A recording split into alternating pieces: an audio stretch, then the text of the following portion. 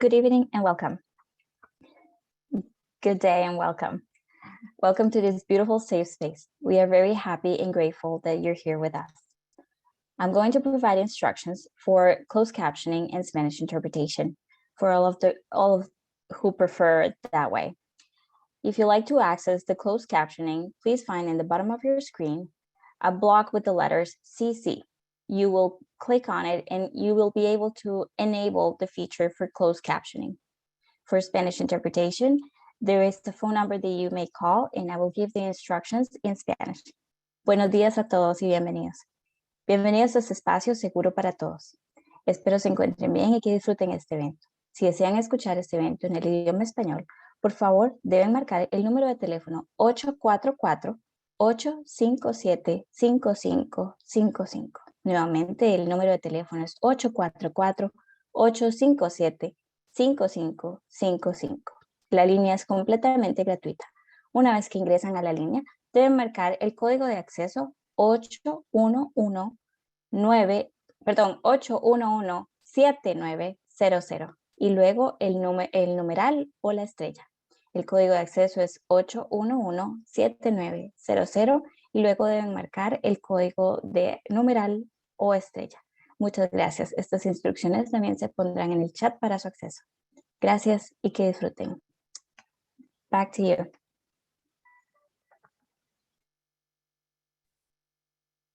Good afternoon and good morning and good evening, depending on where you are. I want to welcome you into this space. Welcome to the Me Too Reproductive Justice Teach-In here on Monday, June 13th, if you are in the US. Our goal for today is to bring the Me Too Network and its survivor justice partners into conversation about reproductive justice to illuminate the implications around survivors of sexual violence. We are grateful to be here in support of reproductive justice, abortion access, and of course, as always with the Me Too movement, survivor justice. My name is Dani Ayers. I serve as CEO of Me Too International. I use pronouns she and her. And in today's panel, you should expect a powerful conversation with reproductive and survivor justice experts around this moment and the intersections of this work. In the wake of this week, when we will learn if the Roe versus Wade decision around abortion is overturned, there will be plenty of public conversation moving around what this means, what there is to do. And we wanted to dedicate some time to have a conversation about just that. And after our panel, there will be a special call to action to kind of close us out today. I'll introduce our panelists in just a moment. But first, I'd like to introduce our programs director, Shashina Bray, who will lead us in a grounding activity as we can come into this space today. Shashina. Thank you, Dani. Peace and greetings, everyone. Again, my name is Shashina Bray, and my pronouns are she, her. If you've been to a Me Too event before, you know that it is customary for us always to create some time for grounding, to create an opportunity to come back to the body. Especially in light of this conversation, survivorship is not an easy conversation, and the idea of any of our rights being taken away from those for persons having children who choose to have children or not to have children is heavy, right? What we do with our bodies, the rights to our bodies is heavy. And so it's important that we honor that and not act like it's not happening. And so I invite you to just spend a few moments with me, to spend a few moments with the breath on purpose so that we can come into this moment. I also invite you to take care of yourself during this time. We do have our healing support specialists in the chat there to offer support to those who might need it. But please get up to get water if you need to take a break. We'll be dropping the link for our virtual healing room should you need an opportunity to step out of this space as well.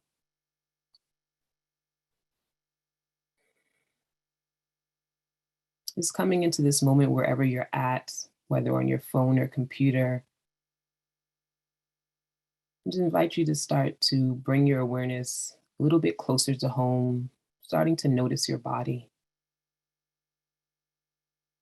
whether seated or standing. I invite you to begin to notice the places where you may be holding tension in the body. Maybe even places where there's an absence of tension in the body. And as you hold your awareness here, I invite you to take 3 deep breaths with me. Breathing in through the nose and breathing out through the mouth. This is going to ensure lots of release. And so I invite you to use your exhales on purpose to release any tension that you may be holding to support you in coming into this moment. Breathing in through the nose and exhale.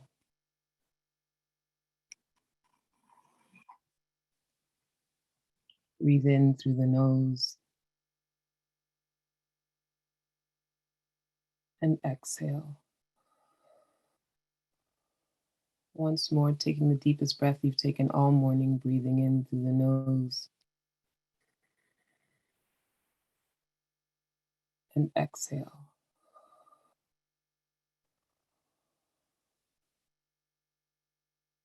Thank you.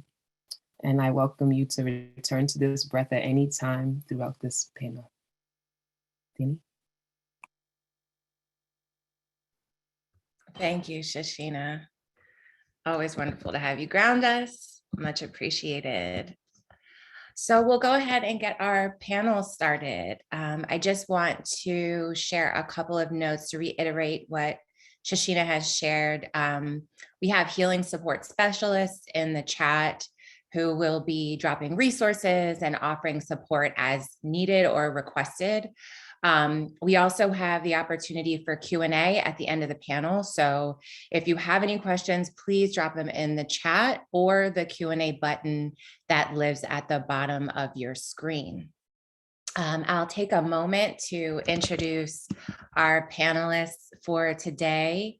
I'll start with Adaku Utah, who is currently the organizing director at the National Network of Abortion Funds, where she plays a key role as a strategist, innovator, and implementer, building and mobilizing the left flank organizing power and movement building efforts with 90+ member organizations, individual members, and network leaders across the country and world.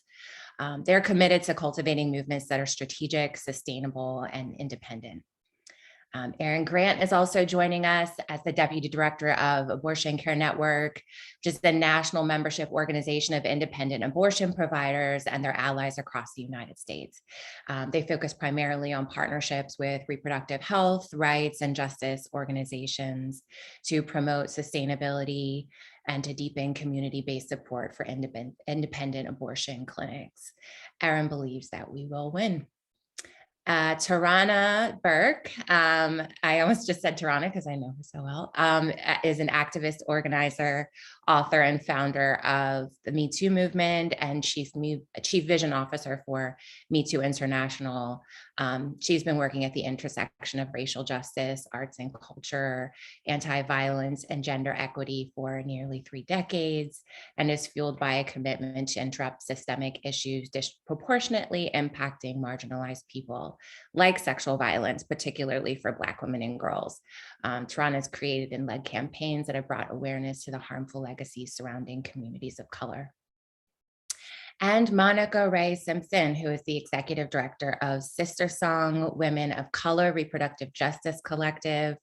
Monica is a native of rural North Carolina and organizes against human rights violations, the prison industrial complex, and structural racism through a feminist and interdisciplinary approach to Black liberation from a Southern to global scale. Welcome to all of our panelists. And I am excited to sort of host this conversation, sort of moderate as we move through several questions about this moment. I want to just take one moment to define reproductive justice.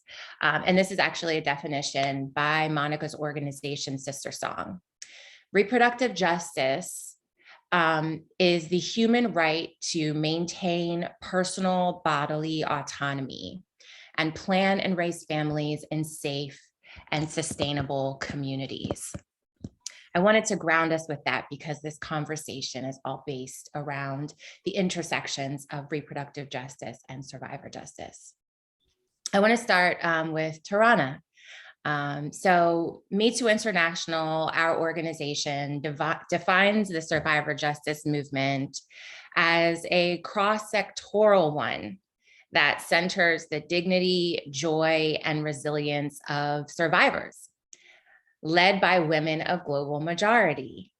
I'm curious to hear from you first about why do we see reproductive justice as a core survivor justice issue?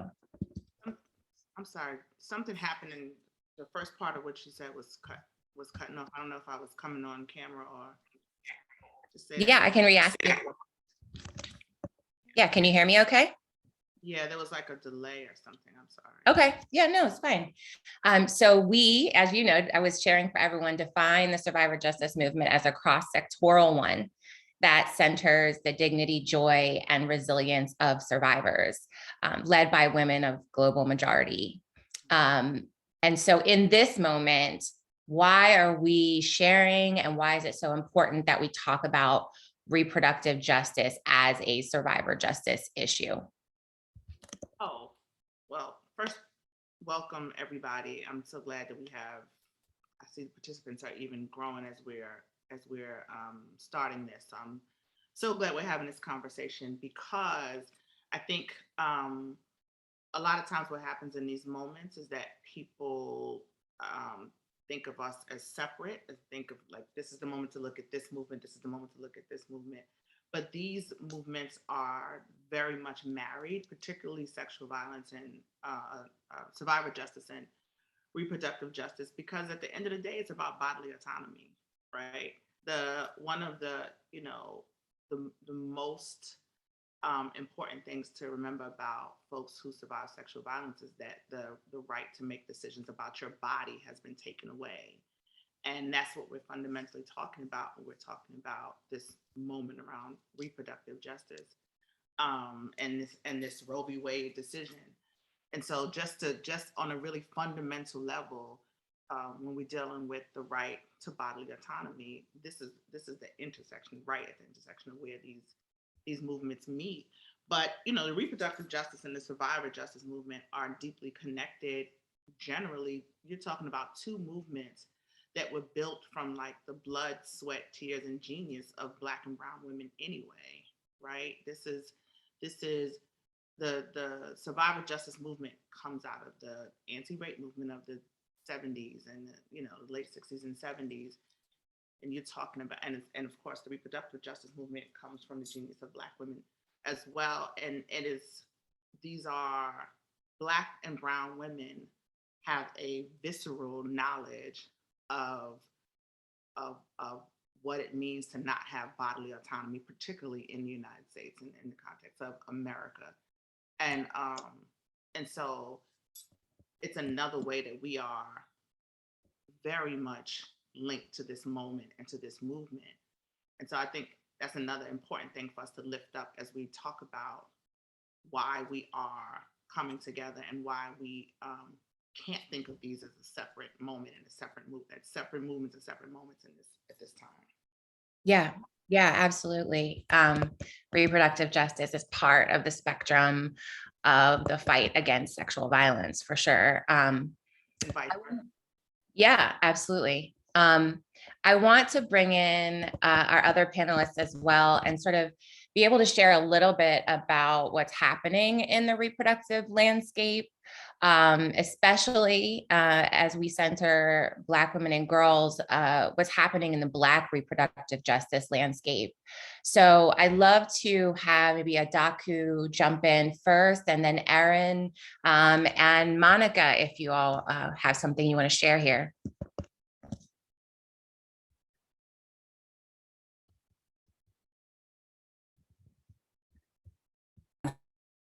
Hey folks, this is Adaku. I am staying off video because I'm in a new location that I'm typically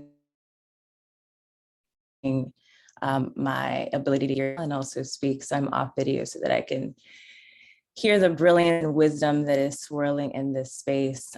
Thank you again for the invitation to be here, and thank each of you, fellow panelists, for the labor seen and unseen that you are doing to cultivate a world where liberation and justice is more palpable in our bodies, in our homes, in our communities. And to everybody that's here right now, listening and watching, I'm grateful that you exist. You are a necessary fractal to how we get free in these times.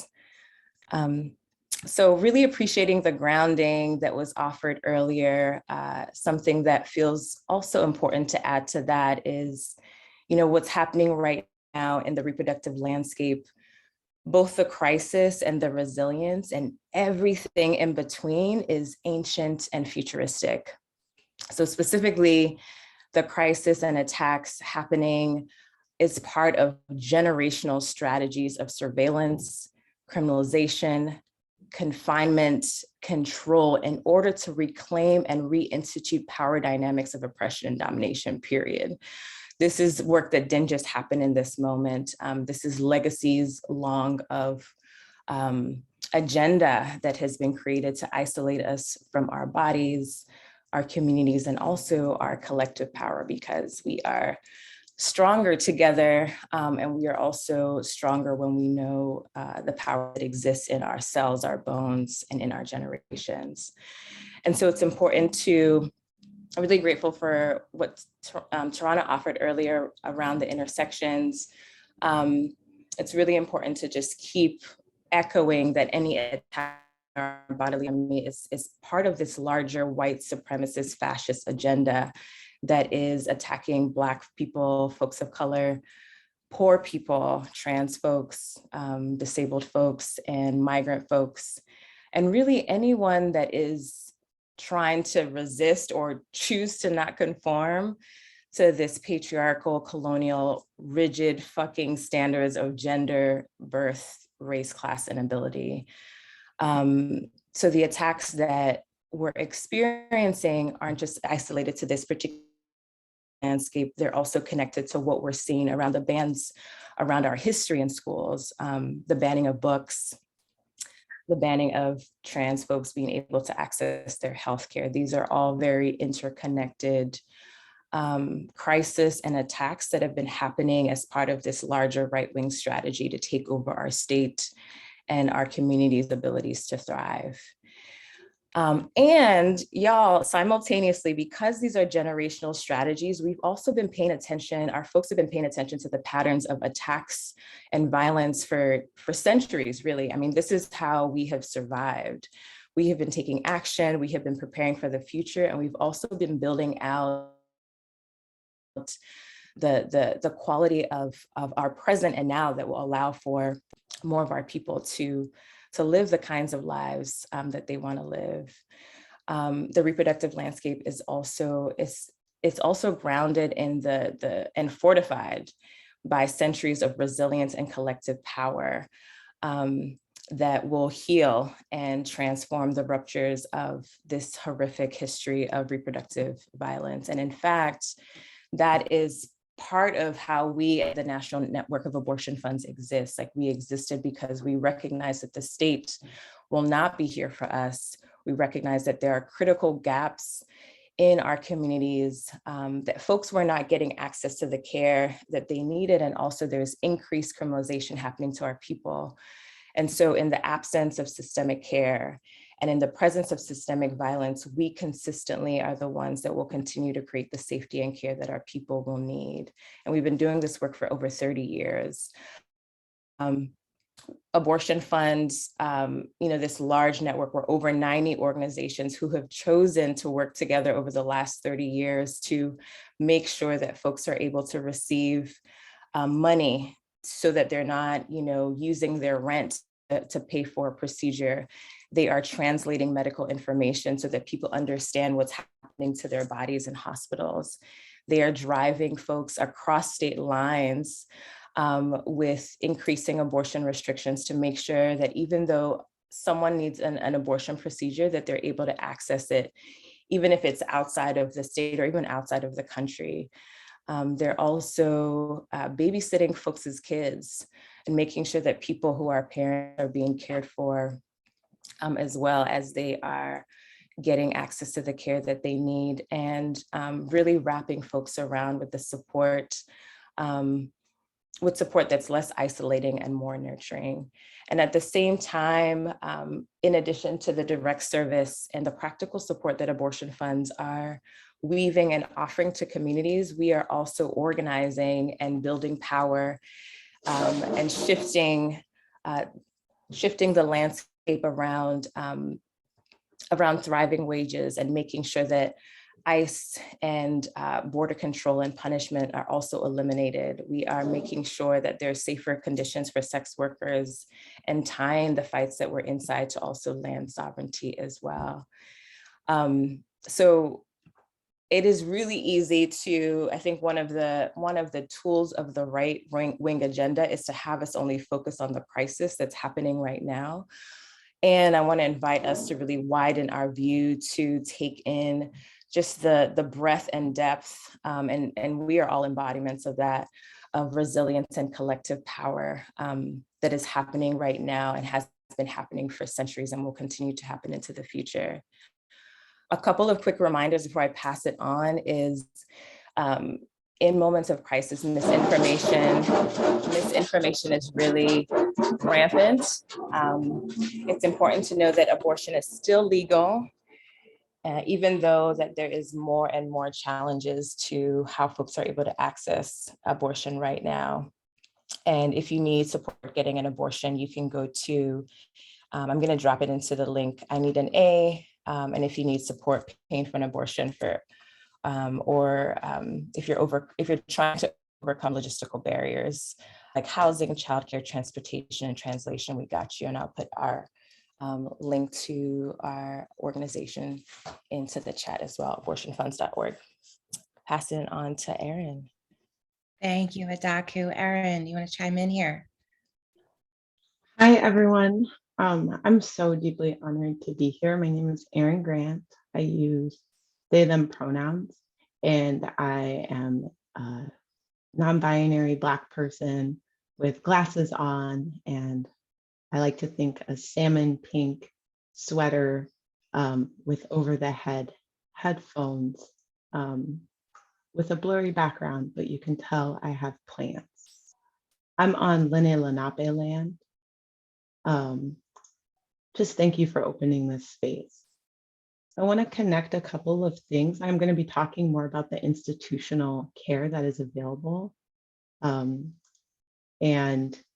talking about the times that we're in. Thank you, Tarana and Adaku, for reminding us the intersectionality is also that we're one human. Often our experiences of care, pregnancy, loss, familial change, children being stolen, or other violence that can be perpetuated by the state happens within a single body. There's no need to state the intersectionality of the amount of experiences that are human. Thank you, Adaku, for opening up the space just to say that the first thing I tell everyone as I'm about to talk about the legal availability of abortion is you need to know where to find an abortion, how to help your community locate these services. And also, if you are interested in learning more about caring for your community, there's places to tap in immediately. 202-883-4620 will be a text line. It is up and running that you can text hello, and it will help you find your closest abortion clinic and connect you to the funds that Adaku was talking about. If you manage your own care, there is a legal helpline that's able to support you. And that Repro legal line will also connect you with the support that is needed. in choosing to self-manage or supporting your community through pregnancy loss. 26 states are facing the possibility of losing access to abortion care. It's important to name that we're talking about legal access and abortion rights. I am not a lawyer. However, I am so Black, and I can tell you that the conversation of access and legality is not enough for my community. It's not enough for my ability or disability, and it's definitely not enough for the generations to come. When we talk about the legality of abortion, it's important to say that what is legal or not legal and the precarity is not new for our body. Entities of property come into place in the legality. And that's when I think about what does Roe really mean for Black people, for people that experience oppression, for people with intersectional identities. And what does it mean to be recognized or not, but be faced with a pregnancy outcome that has a chance of criminalization. Criminalization exists in pregnancy outcome, exists in healthcare, exists for many of us. The fear of criminalization and the idea that healthcare and the ongoing violation of bodily autonomy would mean reduction in dignity that was never promised. Do you want to keep saying that our job as we face this moment will be to address the ongoing human violation rights of the United States as it comes to reproduction, access to fertility, and stolen children? We have to have the conversation of survivorship that allows all of us with the lived experience and the shared history to have a clear, concise conversation that expands healthcare and our dreams past a zip code. Right now, our reality is that care is designated and designed to address zip code and identity. Roe has never been enough. It won't be enough for our future. And just like Adaku said, we have a bright future in front of us. Our world without borders allows us to see our family in Colombia, in Argentina, and in Mexico that have regained the constitutional right to healthcare without criminalization. It's important to say that as the legal stance changes, the hierarchy for care, the ability to provide that care, will also crumble. We know that this country has not cared for our bodies, not cared for our children, not cared for the land, and that we have been working together to ensure that we have dignity in our communities again.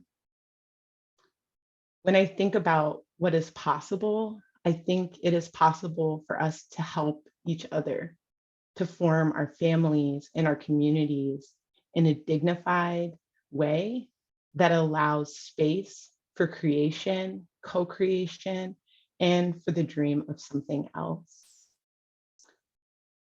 I want to keep saying that we have an opportunity. We have the opportunity to trust each other, to love each other more, to support providers who provide the majority of care, which are independent clinics. There are several that are Black owned and run. There are a few that are Indigenous run. There are more that are run by our Latinx folks. I want to keep saying that we're here as providers. We are your community. We are your aunties. We are your neighbor. We are here and will continue to be here as long as we can. Our expertise and loss in the legal sense will mean that the dignity that was able to be provided will be lost as well.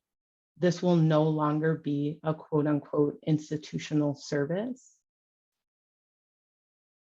I hope that we can continue this conversation amongst us, as this is our birthright to care for each other and our future generations. There is a true threat, a white supremacist, dominant, patriarchal threat, and we have to move through the criminalization piece as an intersectional community to be able to understand also what to do with that. I'll pass it to Monica. Thank you for having me.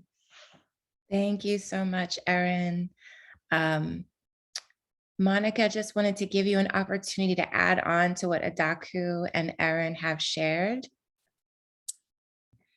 Yes, peace, everybody. It is so good to see and hear from so many amazing folks. So much love to Adaku and Erin, who I get to be in this movement with every single day. Thank you, Tarana, for setting the tone for us, for helping us to understand that our work is inextricably linked to each other, and that it's going to take all of us working together to get to the liberation that we all seek and deserve. I am really filled with joy today, which is, it's hard to even fathom in the midst of all that we are organizing and moving in this moment, and to think about what we're up against, right? I think in this conversation around Roe, it really opened up the eyes to so many folks who felt like this was not something they had to talk about. They didn't feel like this was something that they had to really be engaged in because we had Roe v. Wade. And so, abortion is legal, right? But like Erin said, and like Adaku also mentioned, even in their comments, right? Like this, we know that a legal right does not always and very rarely for our communities give us the access to what we truly need. And so we have always seen Roe as the floor. Right. However, it is definitely giving us the opportunity, as Erin said, to really think about what we want to create, what is possible for us to create in this moment that is going to give us and all the people that we work with, that we serve, that we love, that we're in community with every day, the type of life that we all want. Right. I will also say, as I just want to take a moment to, name and just give honor to these 12 Black women that came together in 1994 to create this movement of reproductive justice. They rooted this movement in the human rights framework. They rooted it in Black feminist theory. They understood intersectionality. And so I think that, they were before their time sometimes, and I think about what they created for us and what we're able to now stand upon as we do this work today. I also want to give honor to the powerful BIPOC folks across this country who are leading this work every single day in all the ways that they are doing it. From our Latinx folks to our Indigenous Native American folks to our, our Asian Pacific Islander family, everybody is leading this work so powerfully in their communities. And I just want to encourage you all to really get connected to the reproductive justice movement and the many organizations and leaders that are leading across this country. We desperately need that. And, we've known for a long time that this fight that we're up against, that we're coming to this moment. A lot of folks think that this just happened, right? When this draft leak, kind of came to the surface for everyone. They really thought that, oh my God, where did this come from? But those of us who have been connected to this work saw this coming. Our opposition, they have been working so strategically to get us to this point, right? And I think it's very important for us to name and to know that they have been very intentional about which movements, what they're trying to roll back, what they're putting, what they're moving to the forefront, right? We think about voting rights and now this case, that we're up against here, with the Supreme Court around Roe, like they're being very intentional and they're sending a message that we all have to be listening to right now, and we have to pay attention to see our connectedness to this work. This fight that we have for maternal health in this country that's also under attack, the fight for contraception access that is also under attack, the fight for sexual freedom, the fight for our ability to, for our children to be able to live in this country and to be able to thrive, and the fight for our bodily autonomy and for all of us to be able to self-determine our own futures and our destinies. And this fight for abortion access, all of this is a fight against white supremacy. We know that, right? And so this fight requires all of us to keep that at the root of this and for us to move collectively with power, right? As we think about our strategies and how we think about how we do this work better together. So So there's not much more I want to add. I think Adaku and Erin put it out there for you all so plainly, right? And so clear. But I am really excited to talk about the call to action that we have, and I wanted to leave space for question and answers so that we can also be in conversation with each other. But I'm really, really grateful to be here and really excited that we are, making this connection between our movements so clear for folks, and so that we, again, can build more collective power. Thank you, Monica. That was a perfect segue. I just kind of one more question for everyone on the team here, and then excited about Monica's call to action for everyone. In this moment, we know any day we are waiting on the landmark decision from the Supreme Court on whether Roe versus Wade will be overturned. So in this moment, what should survivors understand? What should we be ready for? What should we expect, and what should we be demanding in the wake of the decision?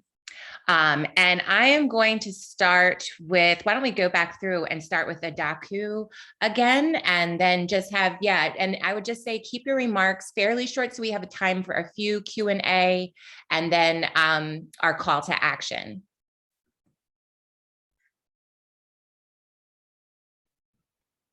Beautiful. Thank you so much.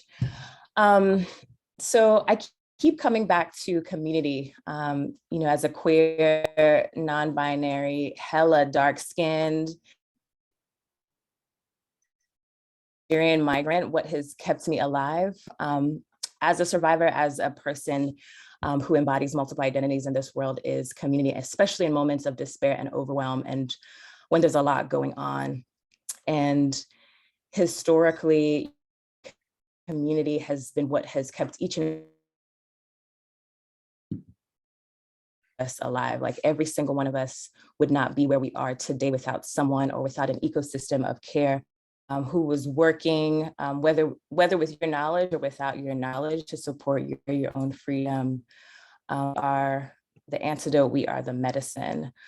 And I think in moments like these that are made to isolate us, these white supremacist, fascist lawmakers, they are relying on us to stay isolated, to be confused about what's going on, to suppress our empathy for one another, and to increase apathy and have us discouraged and distracted by crisis. And I'm gonna say that we get to reclaim that and say no to all of that, and move towards each other. So all of the panelists in some way have mentioned this in some is that in every single state, there is someone or an organization to make sure that reproductive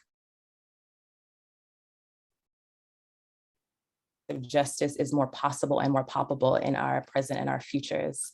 Get connected to them if you have not already. See what you can do to either volunteer these organizations and add to the collective power that has been built over time to support our collective freedom.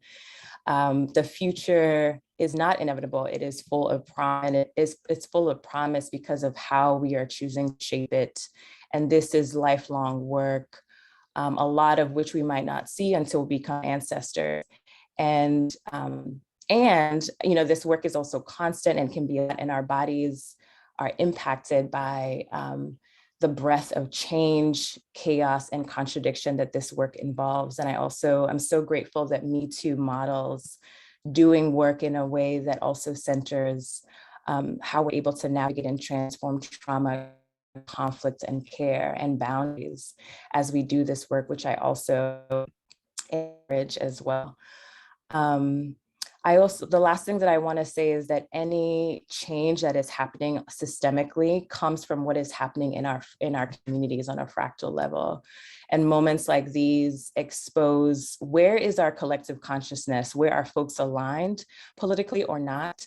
And it also reveals where people's values are and where they're not, and what people are willing to do to protect our freedom. What are the kinds of conversations that you can be having with your family, with folks in your hood, with your children? Care and safety that we need right now, be a part of transforming the collective consciousness in your own fractal, starting with yourself. I'm going to pass it to Erin. Thank you, Adaku. Erin, you want to jump in? Yeah, I'm so honored to be here, and I just want to continue to lift up that we're going to be possibly presented with a polarizing and criminalizing moment. And so as we learn to care for ourselves, as we learn to center ourselves, one of the places that we're constantly pushing against is the cop inside of us. The need to judge what is good, bad, worthy, and to really center care.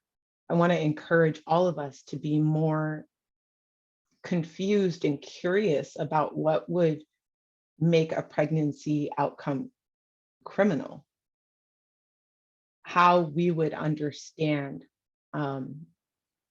the outcomes of pregnancy as criminal or becoming pregnancy as criminal. Such narratives really support the policies that are behind some of the places that we miss, like making folks listen to information that we know that they're competent and able to be in charge of their own body. I also truly believe that we have this opportunity to reimagine what it would look like for us to be tending our community versus tending the larger kind of ethereal idea of what a woman can do. Really breaking out of our models of gender to be able to understand the long journey of a human life and support all of the possibilities that can come from that experience. Right now, I am very moved, very heartful, and ready to meet this moment of grief. This is something that several of us do not know. And because of technology, we will not be going backwards. Abortion is extremely safe, and our advancements in technology and surveillance are going to be where we're trying to support our community from being, again, criminalized. Tell your story. Keep talking about whatever your story is with reproduction. Ask more questions of our friends and our communities. And I do encourage, like Adaku said, to find community that already does exist in your area as this moment happens. Stay local. Monica, I'll pass it to you for more national.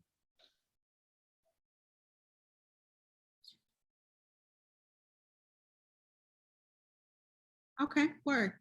It says I can't start my video, but that's cool. Y'all can hear me. I hope so anyway. But yeah, I'm really everything that Adaku and Erin said, right? And I would just also add, like, folks are going to be scared. We know that this is going to be a very scary time for folks. So at the end of the day, we got to take care of each other. Got it. Okay, great. That we have to take care of each other by any means necessary at the end of the day, right? Like, we have always controlled our own fertility amidst the craziest, harshest circumstances, right? And so we have that ancestral knowledge, we have that deep within us, right? And it is time that we unearth that, and we have to bring that back to the surface. So that is what we have to lean on in these moments, that we have to protect and love each other at the end of the day. I also think it's really important for us to get ready to organize harder than we ever have before. Not saying that we ain't been doing it, but we got to organize, good folks. They're sending this back to the states. We know that most of our states have been set up with trigger laws, and they're ready to move, right? And they've been set up in ways that, you know, our state houses have been taken over, right, by our opposition. And so we have to work very fiercely at the state level to make sure that we are moving the right people into these positions, that we are thinking about all the ways that we then wrap around that to make sure our people have what they need. Like, this organizing mode is going to be what saves us, right? Because at the end of the day, our silos will not. And we're going to have to make sure that we're organizing across our movements to ensure that we are all moving, those folks who we need in positions in the, to the forefront, and that we're continuing to move our issues to the forefront of everything. So that's also important. And we got to fund our funds. We have to fund this movement more than we have ever funded it before, right? I will say that reproductive justice, y'all, is not one of those movements that get a lot of money. I think that when people see the big Planned Parenthoods and the NARALs and the organizations that have this big name recognition, they think that we got a lot of money over here. But reproductive justice as a movement does not, right? And so we are desperately in need of folks to understand how important it is for us to have the resources that we need to be able to support our communities, to do the work that's necessary, and then not have to think about what our budget is when we're doing that work at the end of the day. And so I know that that is something that I'm always saying is so important for us, because all the other things, from the state level work, from the organizing, from the policy changes to the all the things, right? We're gonna have to do all of that. But if we ain't got the resources to do what we need to do, then that's a problem. And we will still figure out a way, because we always do, but we shouldn't have to in this moment, because our communities deserve better. Thank you, Monica. Monica will be back in just a moment, so stay tuned for that. I just want to pass to Tarana to kind of close out our panel and this question, and sort of close as we began. What will we be called to do in the moment, and in this moment, and moving forward?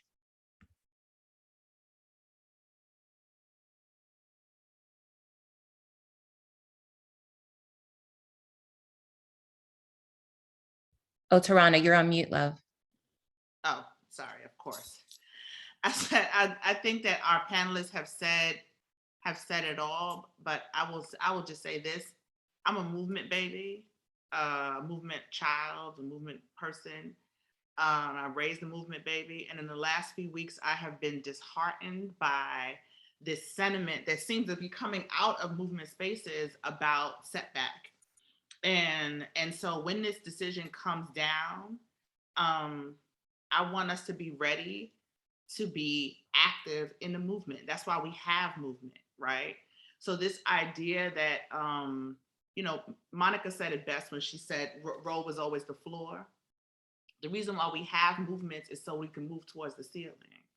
And so when this decision comes, I'm hoping that we don't lean into this, to the despair of it, but that that folks are listening to what the people, like the folks on this panel who have been committed and deeply committed to this work for years, the folks like the folks in Me Too, in our organization and other organizations, and the groups across the country who are strategizing, right? That's what movements are. They are long and they are strategic, and they're not just things that pop up on the internet and go away. There are people who are working tirelessly to be prepared for moments like this, right? The people who you are looking at have been preparing for moments like this for a long time. So when this decision comes, it's not just about people being frightened, and it's not just about putting out messages that harness fear from folks who are looking for hope. Movements are about building on the hope that we have been, and the work that builds on top of the hope. So when this decision comes, listen for what the strategy is, right? The strategy is around the organizing that Monica was talking about. It's about the work that has to get done. We are moving forward. If you're in a movement, you're ready for wins and you're ready for losses. That's how movements work. Sometimes you're going to have big wins, sometimes you're going to have big losses, sometimes you're going to have setbacks, but every time you have a loss or a setback, you have a strategy for how you move forward. You don't just sit in that setback and wallow in that setback and keep talking about how much of a setback it is. You strategize about how you're going to move forward. So that's what I expect when this decision comes forward. I expect that we will all be putting out and talking about how we are moving forward. Thank you. That was a perfect way to end our panel today. Just a couple more things here. I want to make sure there is a question in the Q&A that I want to pose. One of our panelists, whomever is inspired to answer this question, if you could step forward once I read it and share a response, and then we will officially close the panel. The person asks, I've heard the rhetoric from the anti-abortion side that abortion is genocide of Black babies. How do you answer that? Does someone want to step forward and just give us a couple moments to respond? I do want to offer a very quick answer and share this opportunity without any other panelists, because we are all Black and we all have this question come up in our work pretty regularly. I think comparisons for bodily autonomy choices, parenting, and creating family against the history of the United States, its egregious obstetrics and gynecology history, its egregious practice of sterilization, its egregious inability to provide safe infant formula, safe conditions for raising families, is a conversation that we skip over. And the best example I would give you is folks that choose to use the rhetoric of a fictional novel like The Handmaid's Tale, when those are the lived experiences of Black, Brown, Indigenous, people of color in this country. So I genuinely understand the right-wing rhetoric, but I think it's used to distract from the long and ongoing experimentation on folks of color around fertility, reproduction, and being able to raise children. Monica or Adaku?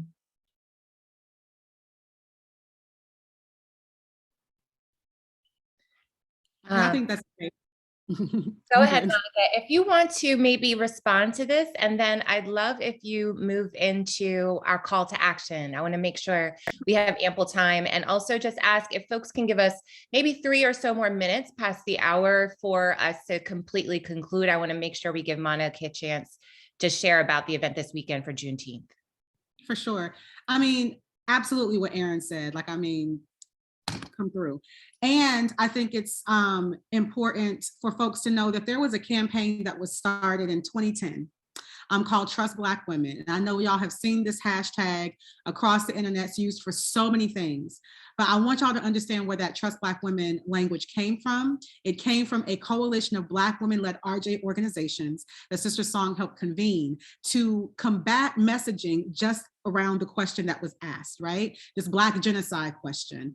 These billboards that said the most dangerous place for an African-American child is in the mother's womb, that came out again back in 2010. They've been running this message, right, for a minute.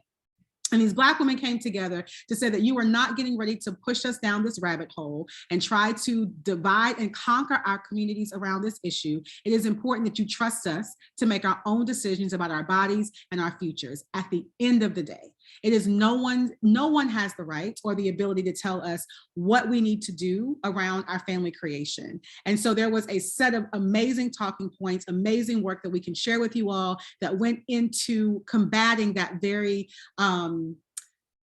crazy question, right, that we were constantly getting. And I think it's important for folks to hear on this call too, especially for those of us who are Black doing this work, that we get it from both sides. We get this white supremacist crazy angle, and we get it from our Black folks, right, who were like, but we shouldn't be having this. Those who don't want to talk about it, like it's coming from all sides, right? It's hard out here.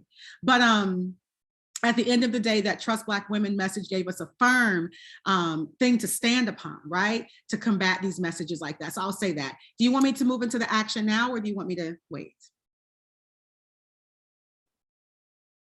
No, that would be great. Okay. So go ahead and move into our call to action. For sure. So one of the things that we do have coming up for you all, we know Decision Day is coming any day. And when Decision Day happens, we know that everyone's going to be in the streets, at their state houses, really, doing what we need to do around whatever this decision is, right? That we probably know what it's going to be at the end of the day. But we also want to move Black people, Black communities, BIPOC communities into action as well on Juneteenth. So this June 18th in Washington, D.C., SisterSong, in partnership with Black Feminist Future and many amazing RJ Black-led organizations, even across other movements, including Me Too, have partnered to do Black Bodies for Black Power. It is a direct action that will be happening at Stanton Park in Washington, D.C., starting at 3:00 p.m. This is our opportunity to bring our communities into conversation with each other, into action, to help connect folks to what is happening across this country, to help folks understand the severity of this moment, to help people see themselves reflected in this moment, because we know there's lots of actions that happen and we support those, we show up for those, but this is an action that is led by us for us in this moment. And so we really want to encourage each and every one of you to send your folks, people that you know in the DC area, people who you know have means and privilege to make it to DC for this event. We need folks to see us in these streets. We need folks to see that Black folks in particular are concerned and that we are fighting back against what's happening right now, and that we also see and understand the intersections of what's going on right now, because we really want to make that clear. So again, Juneteenth, Black Bodies for Black Power action going down in Washington, D.C. It's 2 days of action for abortion access. The main rally and march is on that Saturday. On Sunday from 12 to 2, there is a faith-centered brunch at Busboys and Poets. We'll get you all that information. So we're bringing faith leaders in particular into this conversation, Black faith leaders and folks who are committed to Black liberation into this conversation about why this intersection is also important for us. So we are moving our people, and we are moving people closer and closer to our collective freedom, good folks. So we're starting with this direct action. We are going to be working out the organizing strategy of what's going down in our states, and then we're going to move people and continue to move them, you know, in the ways that we need to make sure that we are on the front lines of this. So thank y'all so much for inviting us into this conversation. I'm so grateful, and let's keep winning, good people. Thank you so much, Monica. If y'all didn't notice in the chat, we dropped the sign up for the call to action for Juneteenth. It is there, the link for Black Bodies for Black Power. We also dropped, we have a toolkit that we dropped with talking points and other details. We hope to see you there. We are so excited to be in support of the Juneteenth event, and then the strategy to come, right? This is a road, this is a long road, and we are here for the long haul. I want to thank our panelists today for joining us, Adaku, Erin, Tarana, Monica, for your time, for your wisdom, for your energy, for your commitment, your passion, your brilliance. Thank you for being here with us. All of our attendees, thank you for being here as well. All of the Facebook Live folks, thank you for being here. And we will see you in these streets. Thank you so much.